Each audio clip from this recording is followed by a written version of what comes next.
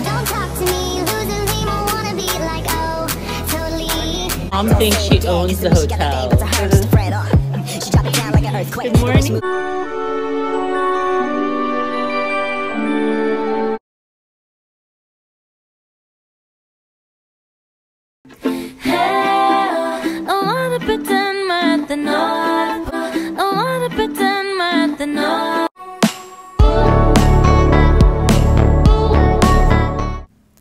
Gutierrez family nagpunta na nga sa Japan na tuloy nga ang kanilang pag-celebrate dito ng bagong taon. Magkakasama nga sina Annabel, Eddie at ang anak na sina Rufa, Elvis at Richard Gutierrez. Pati ang dalawang apo kay Alexa at Elvis. Napakaganda ng kanilang sasakyan na limousine sa Japan.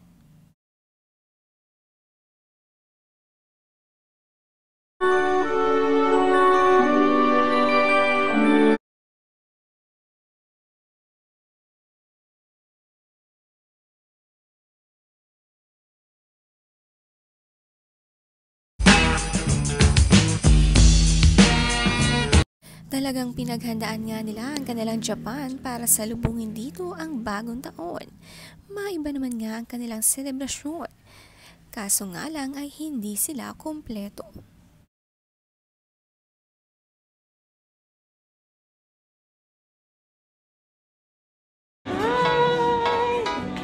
Ma, are you at home? Morning. Don't talk to me, lose.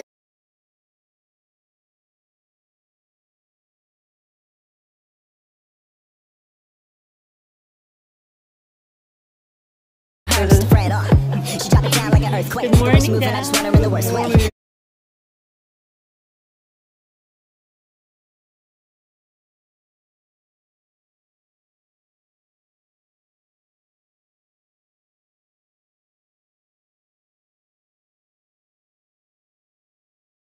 Don't talk to me, lose a lame, I wanna be like, oh, totally. Masaya naman nga si Annabel Rama kahit hindi kumpleto ang mga anak at apo. Malungkot nga si Richard at hindi nakasama ang dalawang anak kay Sarah na si Zion at Kai.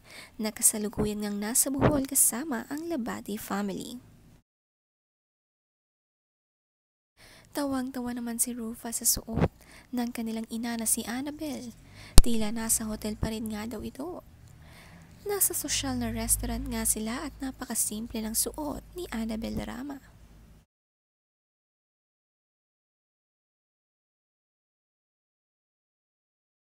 Kasama din ang dalawang anak ni Rufa na si Venice at Lauren. Enjoy nga sila sa napakahabang limousine na sasakyan nila. Kahit hindi nga napuno dito, masaya naman nga.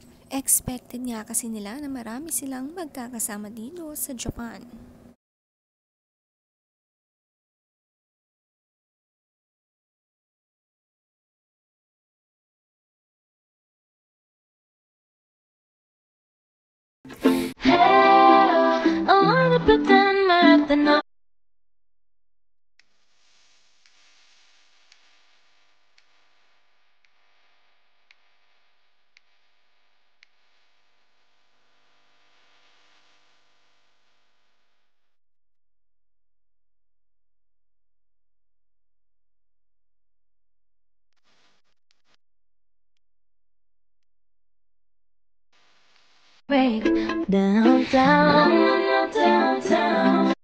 Namimiss nga ng dalawang anak ni Rufa ang kanilang ate Sarah na palagi nilang kabanding kahit saan. Ngayon nga sila na lang dalawa pati ang ina. Napakasaya ng Pasko nila dito sa Japan.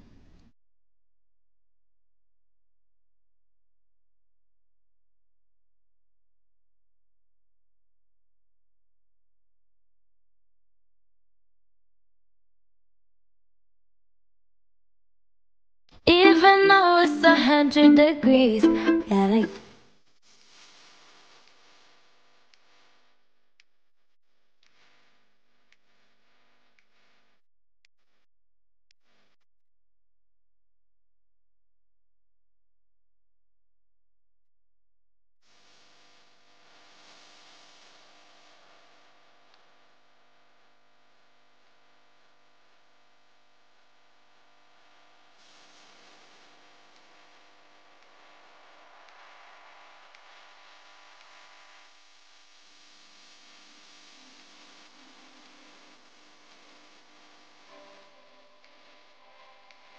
Rufa, wag ka magulo. Ang pogi nung kuya na to.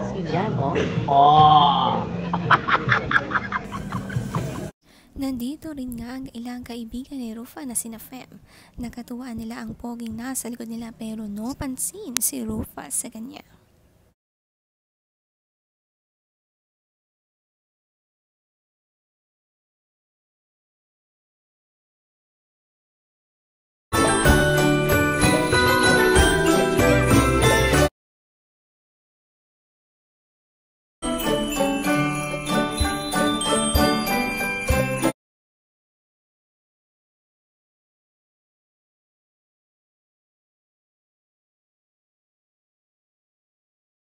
At least nga nakasama ng Gutierrez family ang dalawa, sina Zion at Kai nitong Pasko.